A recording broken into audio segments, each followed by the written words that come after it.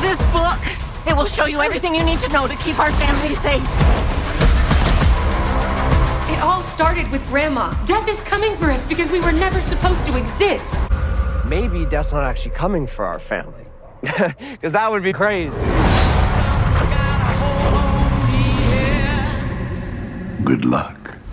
Final Destination Bloodlines is the newest horror flick to hit theaters. The movie is directed by both Adam Stein and Zach Lewowski, and this is the sixth entry into the Final Destination franchise, a film that I was heavily anticipating for a couple of reasons. The first one being that I'm just a massive fan of this franchise. Getting to watch someone have a premonition of a horrific accident happening, killing not only themselves but the people around them, and then seeing them snap out of that premonition, saving the people that are closest to them in the area that they're at, and that leads to Death wanting to clean up its design and killing them one at a time throughout the film. Listen, we've seen this play out over the movies over and over, but each movie seems to have its own interesting twist on this franchise, which keeps me excited for the next film. Another reason I was excited about this movie was this was actually the first Final Destination movie that I got to watch on the big screen. Now, I don't really have an excuse for parts 4 and 5 because I was an adult when those movies came out. I just didn't get to them in theaters,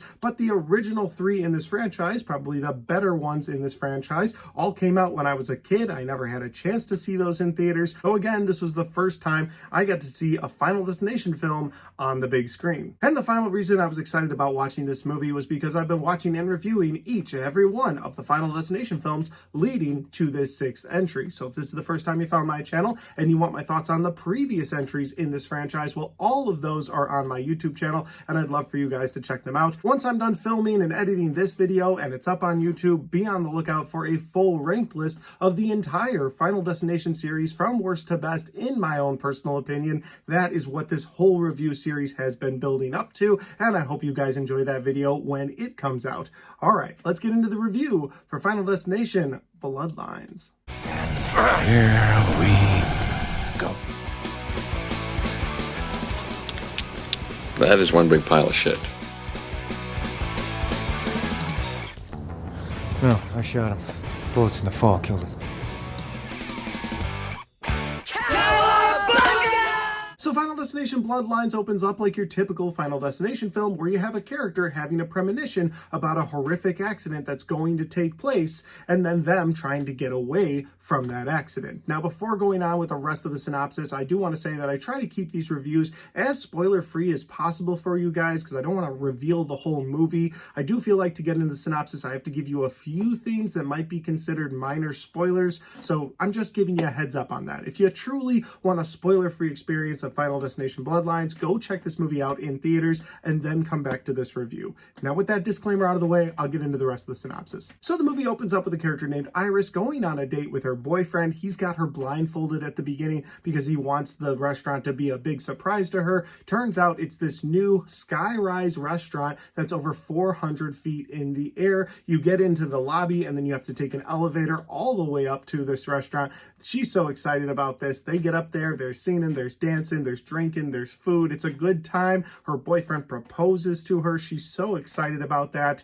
And then things start to happen that you expect in a Final Destination film, like the floor that is completely made of glass has a crack in it, and as people are dancing on this floor, it starts to break more and more. And once that floor starts to break, well, people start to freak out, a fire happens, a gas leak starts to happen, that gas leak and the fire meet, an explosion happens, and it brutally murders so many people inside of that restaurant. Now, this is typically where your main character would snap out of that premonition, try to save the people around them, and you've got your Final Destination film. However, this movie does something different, and that is where this minor spoiler is going to kick in, because instead of Iris then snapping out of that premonition in that moment, it actually skips ahead all the way to Iris's granddaughter, who's actually dream sequencing / having that premonition herself all the way in the year 2025, and she's in the middle of a class she had fallen asleep in. So she wakes up from that class screaming and she realizes she's having the premonition of her grandmother. And so she wants to put the pieces of this puzzle together. She can't figure out why she keeps having this reoccurring dream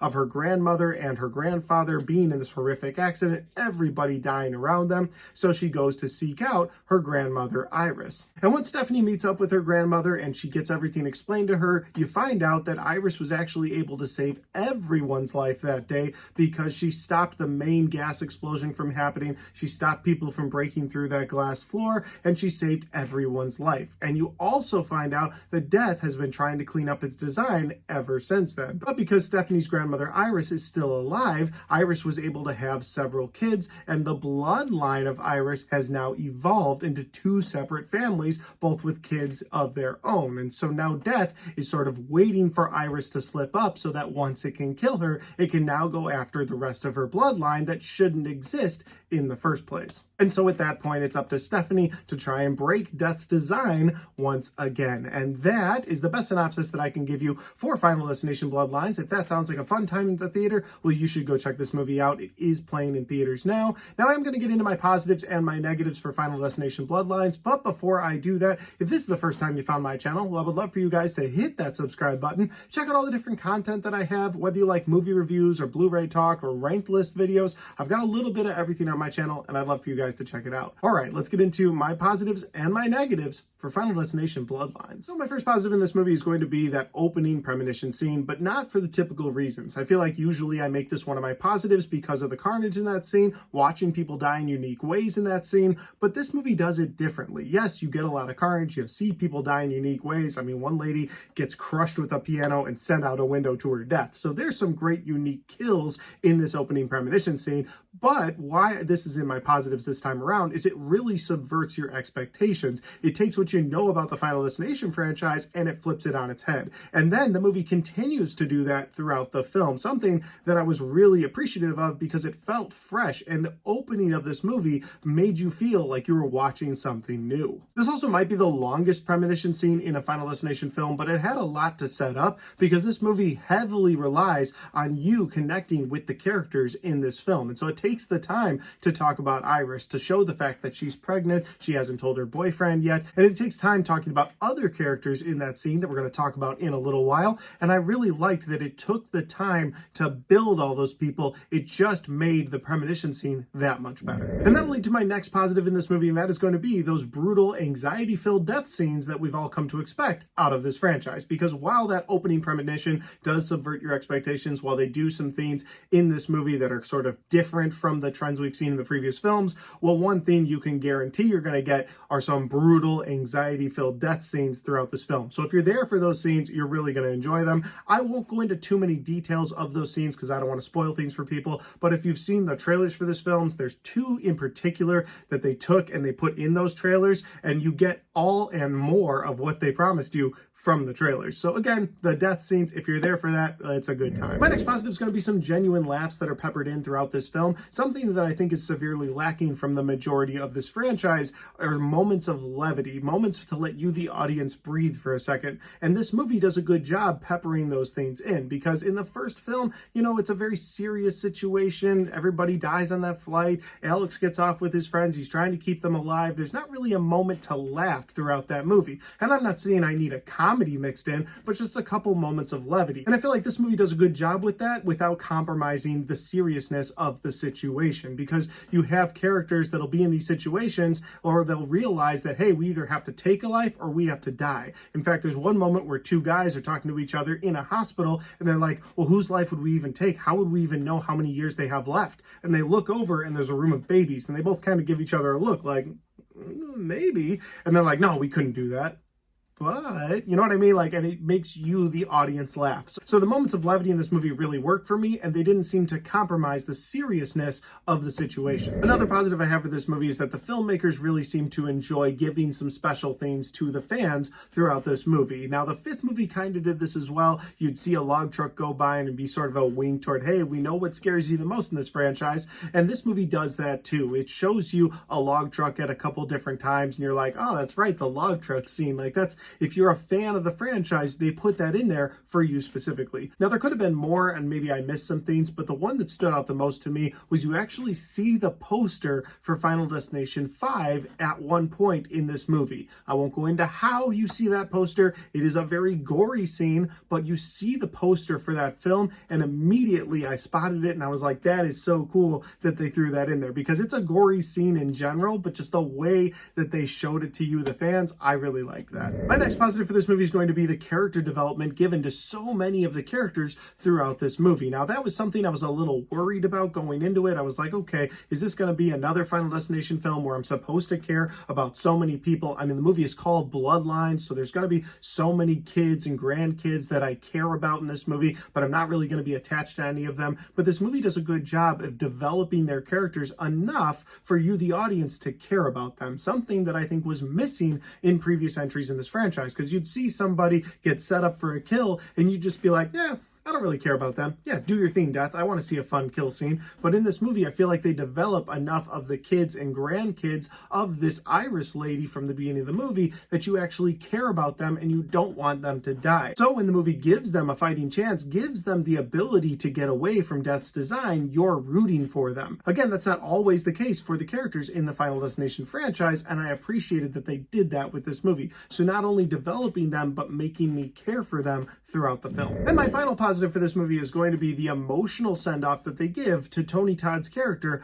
of William Bloodworth, a character that we've known very little about throughout this franchise, but seems to pop up in every film except for the worst of the series, Part 4, but otherwise he pops up and he seems to know a little bit about Death's designs, enough to give the characters a fighting chance at what they need to do. I feel like he was very cryptic in the first two films. In the third movie, he's just the voice of the devil animatronic for some reason that they never truly explain in the franchise, but kind of left me, the viewer, going, I wonder if he knows a little bit more than he's letting on. And then in Part 5, of course, he tells them, hey, life for a life, and that seems to actually work in the film, so he knows a little bit about Death's design, and they've never really gone into that. And that is where this movie does things so well, because while they couldn't have known that Tony Todd was going to pass away in real life after the filming of this movie, they give him a great emotional send-off, but they finally, and I mean finally, give his character a genuine backstory, something that explains why he knows so much about Death and Death's design throughout this franchise. And I was so appreciative of that. To me, it didn't feel tagged on at all. It felt earned for the fans of the franchise, wondering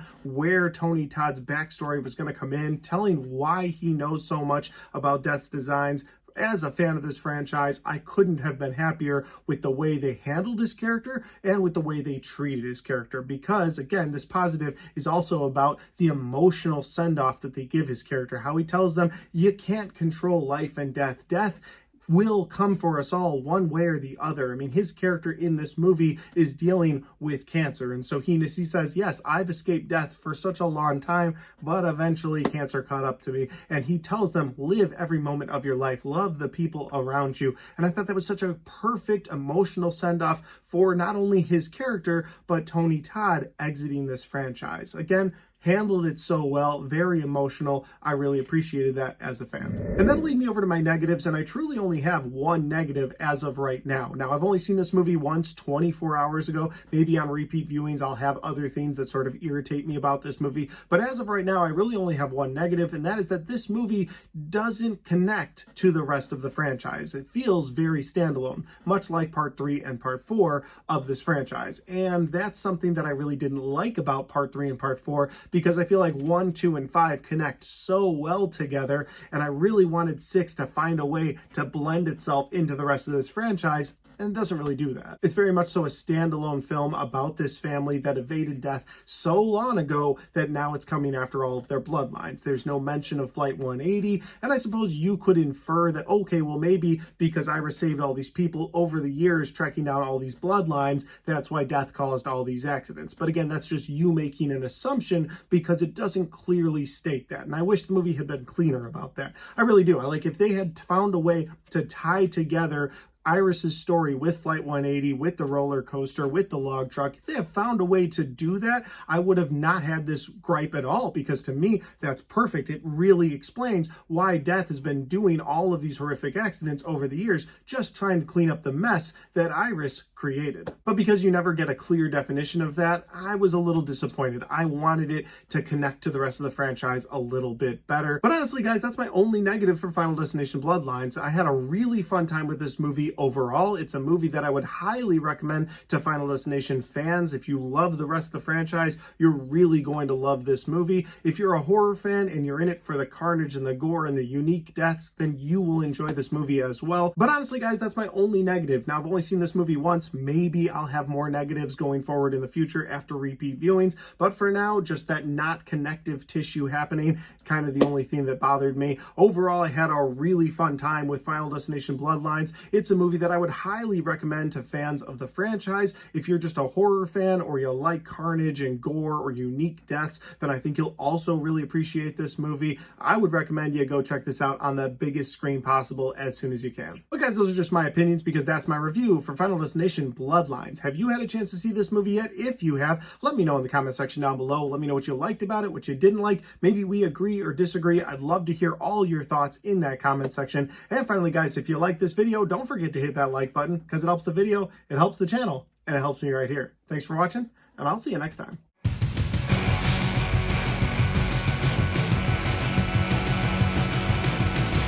Alright guys, we got to the end of my Final Destination Bloodlines review. I hope you guys enjoyed this review. I had a blast making it, and I had a blast watching and reviewing the rest of the series over the last several weeks. And like I said at the beginning of this video, if you want my thoughts on this series as a whole, I'm going to do a full worst to best ranked list video of the Final Destination series, so be on the lookout for that. But in the meantime, if you want to check out any of the other content on my channel, well, I've got all of my Final Destination reviews right there, and I've got all of my 2025 movie reviews right there.